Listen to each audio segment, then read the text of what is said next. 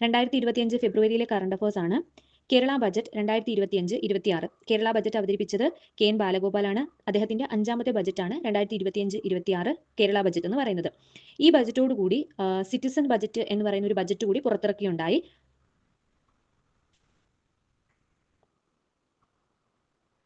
2025 ഫെബ്രുവരി current affairs ആണ്.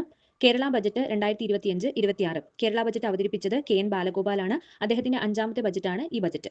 2025 ഫെബ്രുവരി 7-നാണ് budget അവതരിപ്പിച്ചത്. അപ്പോൾ ഈ ബജറ്റോട് കൂടി സിറ്റിസൺ ബജറ്റ് എന്നറിയപ്പെടുന്ന ഒരു ബജറ്റ് രേഖ കൂടി പുറത്തിറക്കുകയുണ്ടായി. എന്താണ് ഈ ബജറ്റ് എന്ന് വെച്ച് കഴിഞ്ഞാൽ പ്രധാനപ്പെട്ട ധനകാര്യ വിവരങ്ങൾ സാധാരണക്കാരായിട്ടുള്ള പൗരന്മാരിലേക്ക് എത്തിക്കുക എന്ന ബോധത്തോടു കൂടി അല്ലെങ്കിൽ എന്ന ലക്ഷ്യത്തോടു കൂടി ഇറക്കുന്ന ഒരു ബജറ്റാണ് സിറ്റിസൺ ബജറ്റ് എന്ന് അറിയപ്പെടുന്നത്. അപ്പോൾ ഈ ബജറ്റിൽ പറഞ്ഞ പ്രമേയങ്ങൾ അല്ലെങ്കിൽ പ്രധാന പ്രഖ്യാപനങ്ങൾ എന്ന് പറയുന്നത് വ്യവസായങ്ങൾ സ്ഥാപിക്കുന്നതിനുള്ള ഭൂമി വാങ്ങുന്നതിനും വിൽക്കുന്നതിനും ലീസ് ചെയ്യുന്നതിനും സഹായിക്കുന്ന ക്ലിക്ക് എന്ന ഒരു പദ്ധതി അല്ലെങ്കിൽ ക്ലിക്ക് എന്ന് പറയുന്ന ഒരു പോർട്ടൽ ആരംഭിച്ചു. അപ്പോൾ ക്ലിക്കിന്റെ സ്പെല്ലിംഗ് എന്ന് പറയുന്നത് KLICK, അതാണ് ക്ലിക്ക് എന്ന് പറയുന്നത്. അപ്പോൾ ക്ലിക്ക് എന്ന് പറയുന്ന ഒരു പോർട്ടൽ ആരംഭിച്ചു.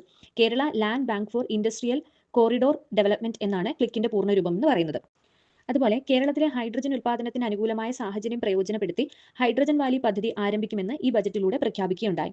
അതുപോലെ ഒരു പ്രധാനപ്പെട്ട ഒരു പദ്ധതിയാണ്, ബജറ്റിൽ പറഞ്ഞൊരു പദ്ധതിയാണ് ന്യൂ ഇന്നിംഗ്സ് എന്ന പദ്ധതി. അതായത് മുതിർന്ന പൗരന്മാരുടെ സാമ്പത്തിക ശേഷിയും അനുഭവ പരിചയവും ഉപയോഗപ്പെടുത്തി പുതു സംരംഭങ്ങൾ ആരംഭിക്കാൻ പ്രോത്സാഹിപ്പിക്കുന്ന ഒരു പദ്ധതി. അത് ഈ ബജറ്റിലൂടെ പറഞ്ഞ പദ്ധതിയാണ്. അതാണ് ന്യൂ ഇന്നിംഗ്സ് പദ്ധതി എന്ന് പറയുന്നത്.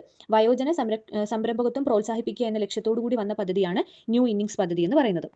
സംസ്ഥാനത്ത് പാമ്പുകടിയേറ്റിട്ടുള്ള മരണങ്ങൾ അടുത്ത 5 വർഷം കൊണ്ട് പൂർണ്ണമായും ഇല്ലാതാക്കാൻ പാമ്പു വിഷബാധ ജീവഹാനിരഹിത കേരളം എന്ന പദ്ധതി ഈ ബജറ്റിലൂടെ നടപ്പിലാക്കിയുണ്ടായി. അതുപോലെ തന്നെ ഓപ്പറേഷൻ ബ്രേക്ക് ത്രൂ പദ്ധതിക്ക് 10 കോടി രൂപയാണ് ഈ പറയുന്ന 2025-26 ബജറ്റ് വകയിരുത്തിയത്. അതുപോലെ കേരളത്തിലെ പൊതുവിദ്യാഭ്യാസ സ്ഥാപനങ്ങളിൽ 4-7 ക്ലാസ്സുകളിലെ കുട്ടികൾക്കായിട്ട് നടത്തുന്ന LSS USS സ്കോളർഷിപ്പ് പരീക്ഷകളുണ്ട്. നമുക്ക് അറിയാവുന്നതാണ്. അപ്പം നിലവിൽ LSS USS സ്കോളർഷിപ്പ് പരീക്ഷകളുടെ പേര് ബജറ്റിൽ മാറ്റുകയുണ്ടായി. അതിനെ CM കിഡ് പദ്ധതി എന്ന പേരിലോട്ട് മാറ്റി, അല്ലെങ്കിൽ CM കിഡ് സ്കോളർഷിപ്പ് എന്ന പേരിലോട്ട് മാറ്റി. Chief ministers knowledge intelligence and diligence scholarship എന്ന പേരിലോട്ട് മാറ്റുകയുണ്ടായി. അതുപോലെ പട്ടിക പിന്നോക്ക വിഭാഗത്തിലെ വിദ്യാർത്ഥികൾക്ക് ലോകത്തെ മികച്ച വിദേശ സർവകലാശാലയിൽ പഠന സൗകര്യം ഒരുക്കുന്നതിനുള്ള പദ്ധതിയായിട്ട് ഉന്നതി ഓവർസീസ് സ്കോളർഷിപ്പ് പദ്ധതി ആരംഭിച്ചു. 1 മുതൽ 8 വരെയുള്ള ക്ലാസ്സുകളിലെ OBC വിദ്യാർത്ഥികൾക്ക് സ്കോളർഷിപ്പ് നൽകുന്നതിന് സംസ്ഥാനം ആരംഭിച്ച പദ്ധതിയാണ് കെടാവിളക്ക്. അപ്പോൾ ഇത്തരത്തിലുള്ള കാര്യങ്ങളാണ് കേരള ബജറ്റ് 2025-26 പ്രധാനപ്പെട്ട പ്രഖ്യാപനങ്ങൾ എന്ന് പറയുന്നത്.